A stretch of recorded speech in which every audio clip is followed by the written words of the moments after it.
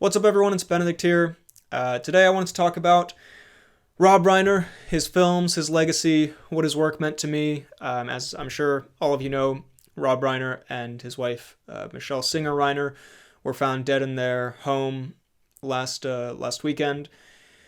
And the whole situation has been, nightmarish, terrible. Their son, Nick Reiner, has been arrested. He's in court being charged with their murder. There have been stories about what happened at a party beforehand, at Conan's party, him and Bill Hader having some kind of interaction.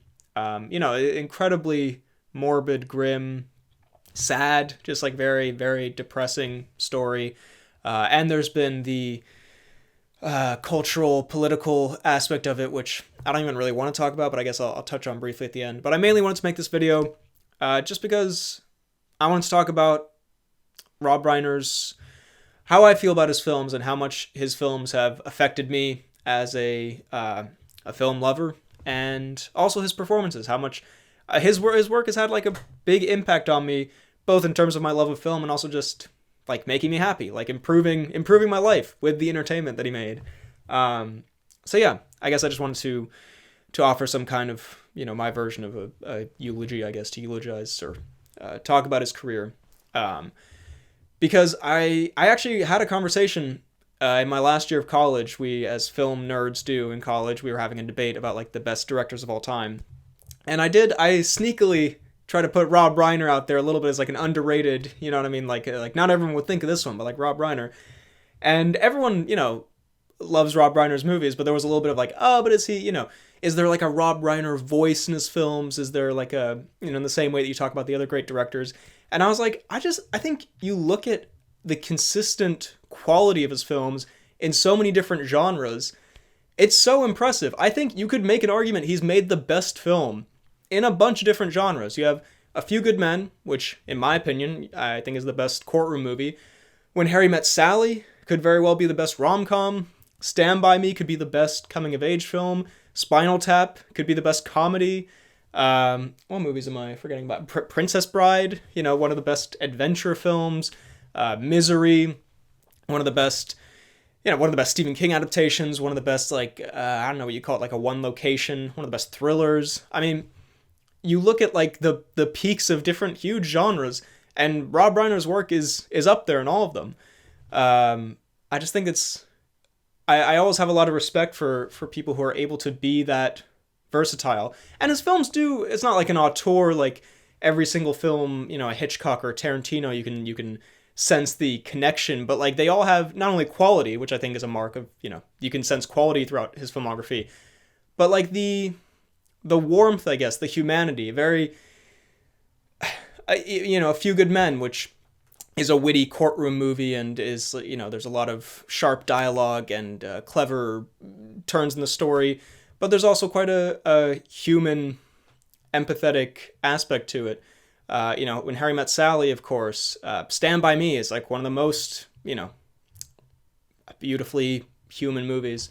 I really respect what he was able to do across different genres and how talented of a filmmaker he was and how talented of an actor and a comedian he was. All in the Family is a little bit prior to my generation, but I still know him from lots of his acting roles as well. I mean, the first time I ever saw Rob Reiner would have been in Wolf of Wall Street, where he plays Jordan Belfort's dad, and it's one of the funniest, most memorable parts of the film. And then I also love him as Jess's dad in New Girl. New Girl is maybe like my favorite show ever.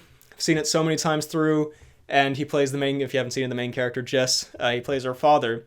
And he's not only hilarious, there's the episode where he finds out Nick and Jess are sleeping together, and he like chases Nick around the apartment. That's one of my favorite moments. But he also offers like really beautiful, some of the most wholesome, beautiful moments in the story, especially with his interactions with Jess. And he's fantastic in it. He was also in the latest season of The Bear.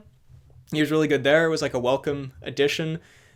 He's popped up in a ton of stuff, and I don't know. I always thought. I thought this about, who was it? Charles Laughton, if that's how you pronounce it, the last name, but the guy who made Night of the Hunter.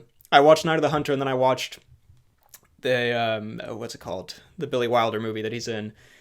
Oh my god, it's such a great movie, but I can't remember. The one where he's, the lawyer, and he's this sort of like eccentric lawyer. And I remember watching them accidentally back to back and be like, damn, it's so cool that someone can be that good at acting, like give such a good performance. I also watched Mutiny on the Bounty recently, and he's great in that as well.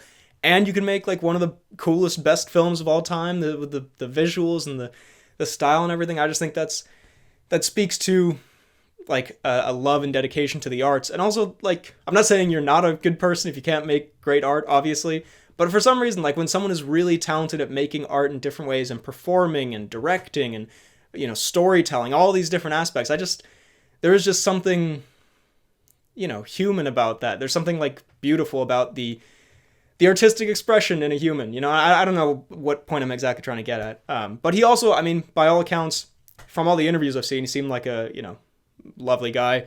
From all of his advocacy, he promoted great causes, worked for great causes, same-sex marriage, helping children, just like, yeah, helping families and children. Yeah, just a talented artist and an exceptional person. And, his wife as well joined him in those endeavors, and I just, yeah, it's a horrible, horrible tragedy. I don't even really want to talk about the Trump tweet and all that shit. I will say, like, yeah, I guess it's because, like, the whole, not to get too much into it, but, like, the whole Trump presidency is basically, like, it's like a rage bait presidency. Like, they want you to get angry.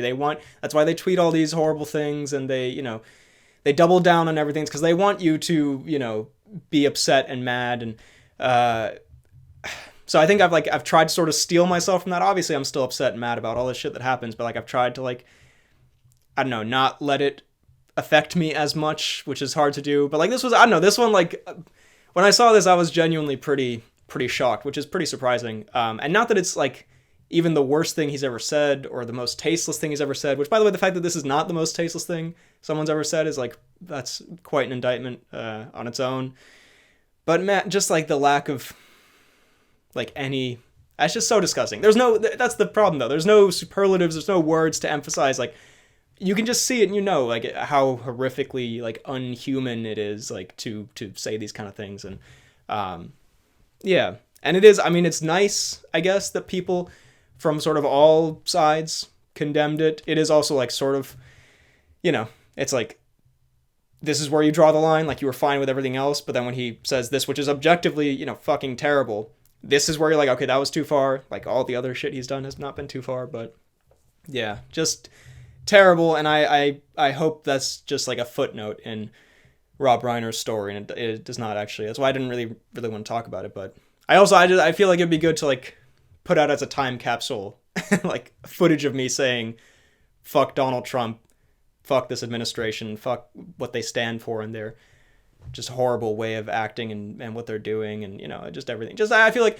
in the future, when this time is looked back on, it would be good to just have proof that I'm like, yeah, I fucking hated all of this. It was terrible. They were the worst. And, like, yeah, this thing is not the worst thing Donald Trump has ever said, but it was, like, one of the most just, like, man, like, how the fuck? Like, come on, man. Yeah. Anyway, let's not focus too much on that. And obviously there'll be this whole thing with the trial and his son. It's very, I'm sure it'll be big on TikTok. It's very dramatic. It's very, I'm sure I've already seen lots of, like, podcasts and clips and whatever, and it's just, yeah, it's just so fucking depressing and, like, horrible to think about. I think it's good to celebrate his legacy, Rob Reiner's legacy as an artist, and his films, by the way, just to bring it back to the films. I guess A Few Good Men has been one of my favorite movies since I started getting into movies. It's one of my dad's and my mom's favorite movies. We watched it a ton when I was younger. And it was, like, yeah, one of the first movies where I was like, wow, that was really, like, clever and, like, semi-complicated. And I was able to follow all of it. Like, the fact that at the end there's the big courtroom scene, and I was like, I know what's happening. Like, I'm not trying to say I was a stupid child, but I feel like there's a moment where you watch, like, a complicated movie, like a movie that's not super, super simple. And the fact that through, Sorkin's writing, through Reiner's direction, you're able to get how, the climax is so impactful and so crazy. That's just one of the most memorable, like, film watching experiences. Also just the experience of watching that, like, with my family, with my dad. Like, I think that's like a moment for me, like a film watching memory. And yeah, just all the great films. Horrible, but what a legacy left behind, both as an artist and as a person. Yeah, and yeah, may he and his wife, Michelle, rest in peace. That's all I wanted to talk about. I just wanted to give my, I don't know, pay homage to his legacy. Yeah. Thank you for watching. I'll see you next time.